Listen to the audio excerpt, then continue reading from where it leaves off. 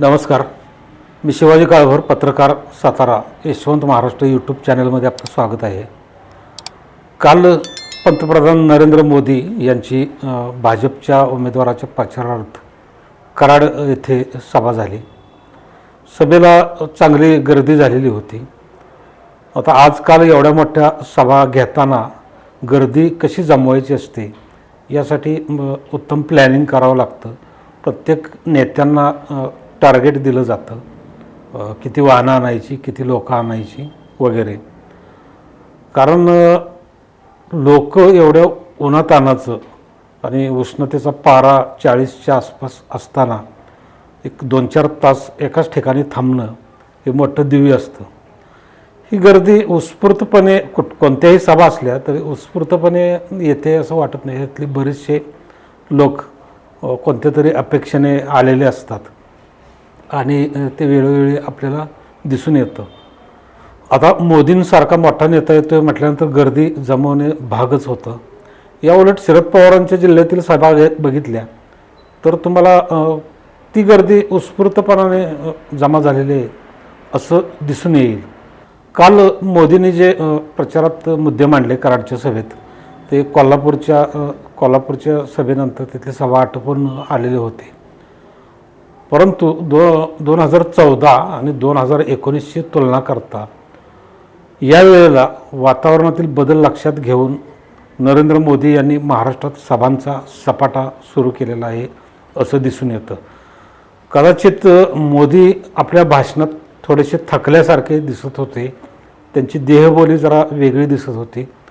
आक्रमकपणा हवा तेवढा नव्हता आणि बरेचसे मुद्दे दुर्लक्षित केले गेले हे त्यांच्या भाषणातून जाणवत होतं. या भाषणांमध्ये काही मुद्द्यांना त्यांनी स्पर्शच केला नाही, जसे की महागाई असेल किंवा बेरोजगारी असेल. स्थानिक लेवलच्या बाबतीत बोलायचं झालं तर सातारा जिल्ह्यात एखादा केंद्राकडून मोठा प्रोजेक्ट आणला जाईल असंही त्यांनी कोणतं आश्वासन दिलं नाही. एकूणच इथल्या मतदारांच्या तोंडाला पानं पुसल्यासारखं झालं. गर्दी पण घामाघूम झालेली होती, सगळे घाम पुसत होते.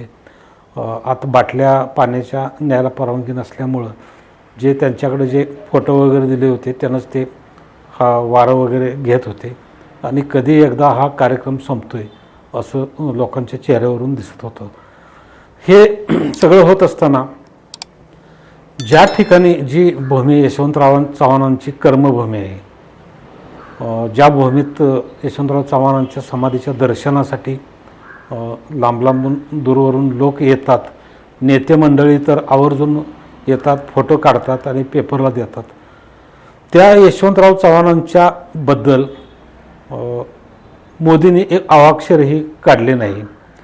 सगळे नेते आजकाल साताऱ्यात यायचं म्हटल्यानंतर यशवंतराव चव्हाणांचं नाव घेणं त्यांना भाग असतं, परंतु मोदींनी ते टाळलं.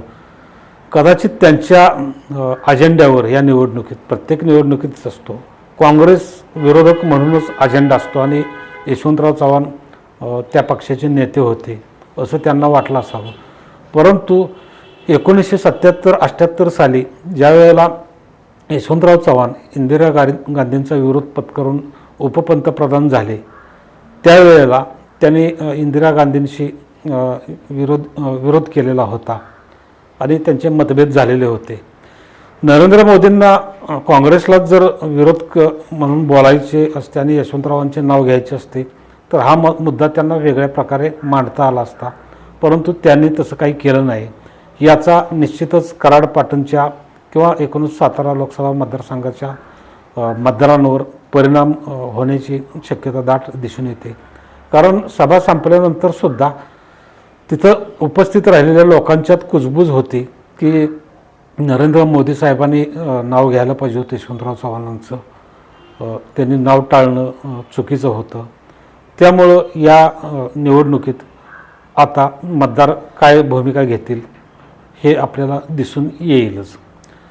दुसरे काही मुद्दे मोदींनी या निवडणुकीत मांडले. त्यातील एक, संविधान मी बदलणार नाही असा एक मुद्दा होता. संविधान बदलणार नाही असं मोदींना का सांगावं लागतं, तर त्यांचे जे खासदार आहेत, खासदारकीचे उमेदवार आहेत, त्यांनी आम्ही 400च्या वर जागा घेणार मोदींचीही तीच घोषणा होती.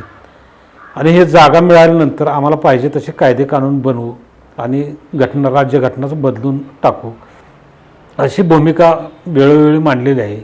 आणि ती भूमिका नाकारता भाजपला नाकी नऊ आलेले आहेत.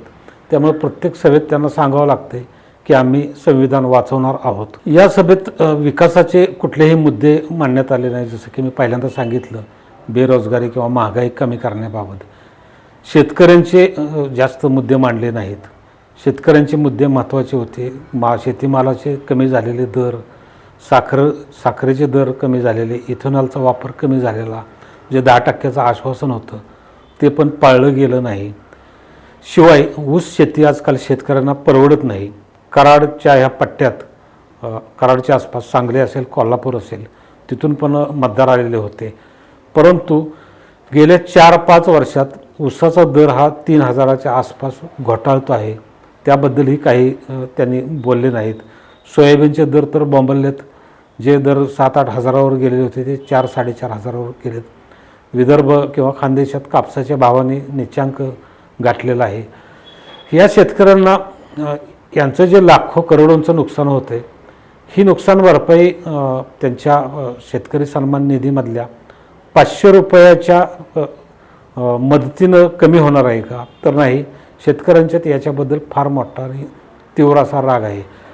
नवीन सरकार आलं तर आपल्यासाठी काहीतरी नवीन योजना आणतील आणि ही 500 रुपये किंवा जे दरमहा आणि वर्षाला 6,000 रुपये देण्याची जी योजना आहे ती बंद तर होणारच नाही. आणि 500 रुपये देऊन मोदी आपल्यावर कोणते मोठे उपकार करत नाहीत, अशी भावना आता लोकांच्यात निर्माण झालेली आहे. उलट यात पैसे वाढवावेत, किमान शेतीमालाला आधारभूत किंमत द्यावी, असं लोकांचं म्हणणं आहे. दुसरा एक मुद्दा नरेंद्र मोदींनी असा मांडला की मागं एकदा त्यांनी हाच मुद्दा वेगळ्या प्रकारे मांडलेला होता की आम्ही ईडीच्या वगैरे ज्या धाडी घालतोय, राजकीय नेते असतील किंवा आणखीन कुणी असतील, हा पैसा आम्ही जनतेत वाटणार आहोत. कालच्या सभेतही त्यांनी हा मुद्दा वेगळ्या प्रकारे मांडला की आम्ही संपत्तीची देशातल्या मोजदाद करणार आहोत आणि गैरमार्गानं जी संपत्ती गोळा केलेली आहे ती आम्ही मतदारांमध्ये वाटणार आहोत. हा मुद्दा मांडण्याआधी परदेशात जे उद्योगपती किंवा कोण घोटाळे करून पळून गेले, सरकारला चुना लावला, भारतीय अर्थव्यवस्थेला चुना लावून पळून गेले, त्यांच्याबद्दल एकही सकारात्मक कृती नरेंद्र मोदी यांनी केलेली नाही. त्यात भर म्हणून अंबानी, अडाणी यांच्यासारखे जे उद्योजक आहेत त्यांची लाखो करोडो रुपयांची, 15 लाख कोटी रुपयांची कर्जमाफी केलेली आहे. आणि इकडं शेतकऱ्यांच्या तोंडाला पाणी पुसलेले आहेत. हा राहुल गांधींचा प्रचारातील मुद्दा शेतकऱ्यांच्या मनावर पण ठसत आहे. त्यामुळे ही जर सर्व कारणे लक्षात घेतली तर मोदींची कालची कराडची सभा, ज्या सभेत त्यांनी कराडचा पण साधा उल्लेख यशवंतराव चव्हाणांचा केला नाही तो नाहीच, कराड हा शब्दसुद्धा उच्चारला नाही, सगळं सातारा या शब्दाभोवती केंद्रित झालेलं होतं. तर नरेंद्र मोदींची ही कराडची सभा इथल्या उमेदवारासाठी म्हणजे उदयनराजेंसाठी किती जास्त फलदायी होईल असं म्हणता येणार नाही, कारण या सभेनं काही फार मोठा फरक पडणार नाही असं एकूण वाटतं आहे. धन्यवाद.